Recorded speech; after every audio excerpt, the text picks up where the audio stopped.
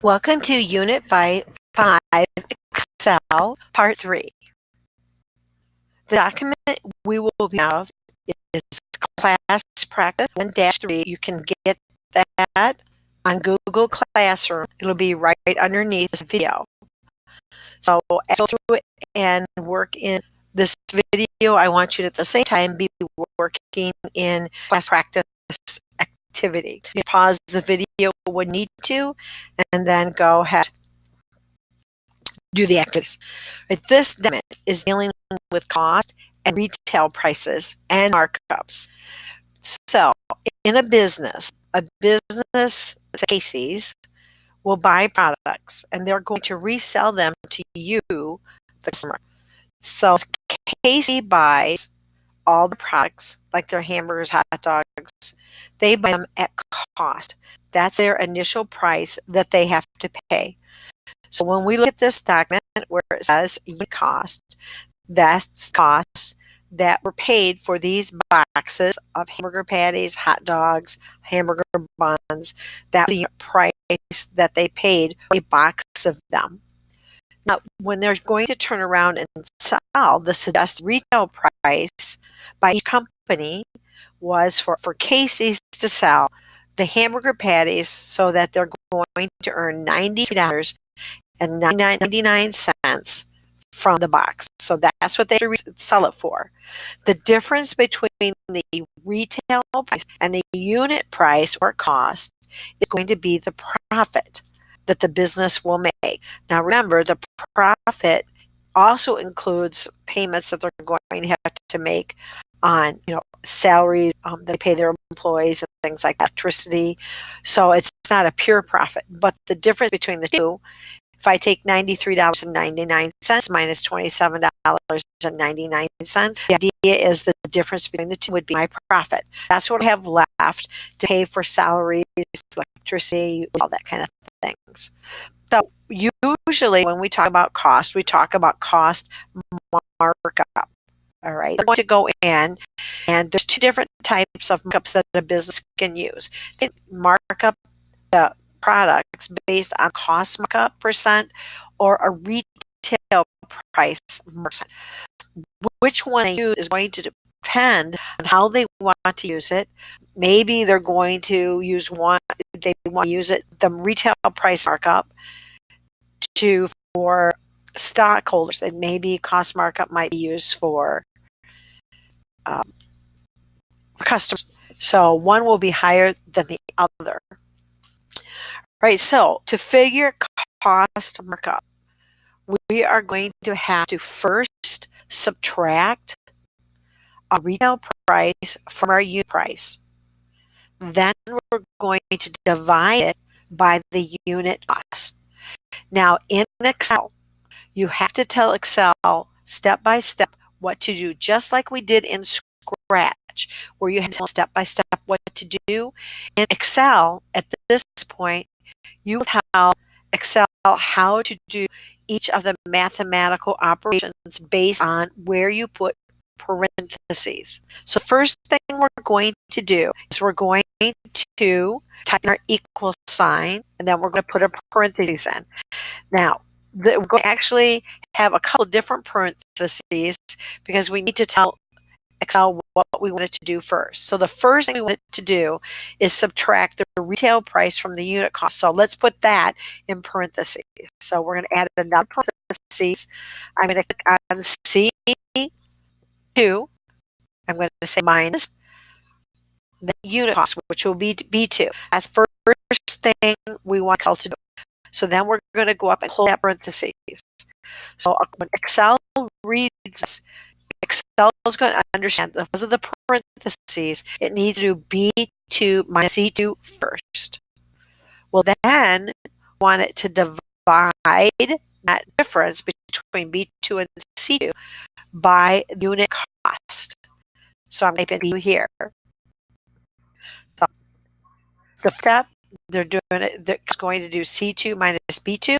Second step is going to divide B2, or it's going to divide the difference by B2, and then we're going to stop our parentheses. So we have the first step, the second step, and the last step we want to do is we want it to multiply this by 100%. So if we look here, the first step is C2 minus B2. And you notice we have parentheses around those. That tells us the first step. Then we have parentheses on the outside that says, okay, you calculate B2, C2, B2 minus from C2. Then the step is to divide B2 by the difference. The third step, since it's outside the bracket, this is the last step. Excel will do is multiply it by 100%. We're going to hit enter. And then you notice that we have, what did I do? 100%. Oh, and then we have to change. Remember, this is markup percent. We have to compare and click on percent. So now we see that the cost markup for these hamburger patties will be 236%. That's good. So you can see that 100% markup isn't much. All right. So business usually do a big markup.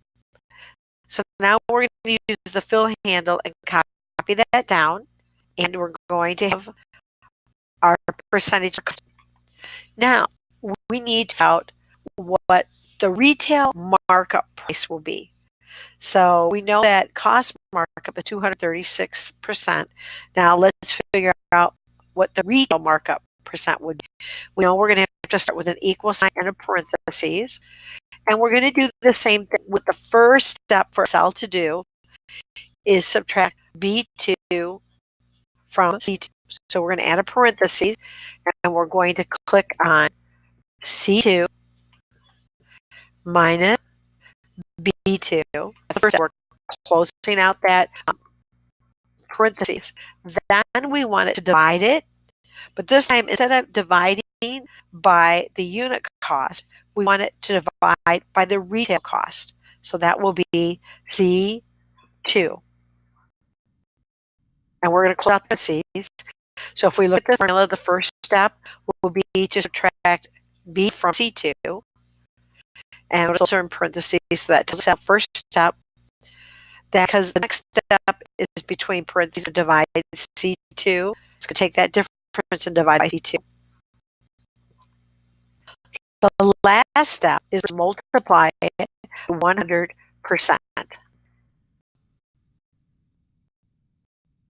Now, you know, these are pretty much the same. The difference between and retail is simply whether or not we use retail or mark to multiply.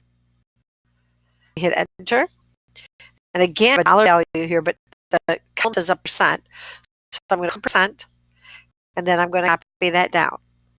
So look at this. You're going to see that maybe the stockholder would like to see the 236%. Maybe the customers want to see 70%. So there is a difference between the two markups. Right now, we know that we're going to sell the hamburger patties for $93.99. So when I get to cost dollar retail, these two have to be the same. They have to be $93.99 because that's what we're selling them for. So how would we write this equation? First of all, we're going to type in our equal sign because in Excel, every formula begins with an equal sign. So we're going to take B2. We want to figure out cost, dollar, price. So we have to take B2 and multiply it by the cost markup. There's our first step. So put in our parentheses. We're going to click on B2. We're going to multiply that by D2. There's step one. And then we want to add B2 total. I'm going to hit enter. And you notice it has $3.99. That's exactly the price we're selling them. Copy it down. If I do it right, what's in the retail column will also show in our cost dollar column. Pretty cool. To retail dollar price, and this time basing the retail dollar price, and retail markup. So to do that, we're going to put in our equal sign sign because every formula starts with an equal sign. And mathematically, we need to click on B2. And then we want to divide, and we're going to put this in parentheses, 1 or 100% minus E2. And we're going to close that out. I'm going to hit enter. And you notice now I have $93.99. Pay that down, my retail price will be the same. So what is different? If we look at retail price, cost, retail, these are all going to be the same. What is changed here is whether or not we use cost markup or retail markup. Now we're going to, how do we put it in a table?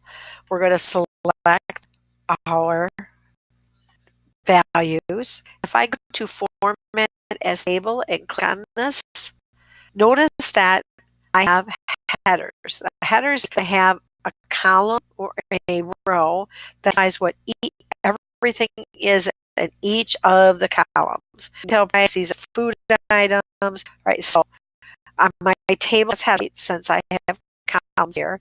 If I go to format table, I can select any of these tables that I want. So I click them, and I want to make sure my tables headers is selected. There's a check in that. I'm going to click OK. Now I have a table. Now I can adjust this. All right, I can go to the boundary lines between the two. I can bring down numbers back, right, a little tighter. If I want, I don't like how it looks because it's too dark. So I am going to select my markup and retail markup. I'm going to go to my shade, and I'm going to add a background or a shading so that they stand out. I do the same thing for my cost. This time I'm going to use a different color. There we go. And then I'm going to go up here. I want to check my dollar values, right? So everything's good. I want to do these lines. I could do that, but instead, what I'm going to do here is to make them out a little bit. I'm going to go up here on my border drop down, and I'm going to go here and say, hey, one of all borders. So now I have borders around all of those. But to clear formatting, let's select something. I can go up here and where it says clear, say I can clear the format. Notice the format. Control Z reverse it. I can clear this. So now it just says one. I can do Control Z and reverse. I can clear comments, hyperlinks, or I can clear all. Just up to you what you want to do. Anyways, I'm coming down here. The last to do is we are going to delete each of these here. We're going to delete. I'm going to rename this. We're going to call it. And we're going to add a color. There we go. We have just finished retail and cost markup. I'm going to save this, and you are to go and make sure you finish this on your own, show your teacher your work, and continue on to your own activity.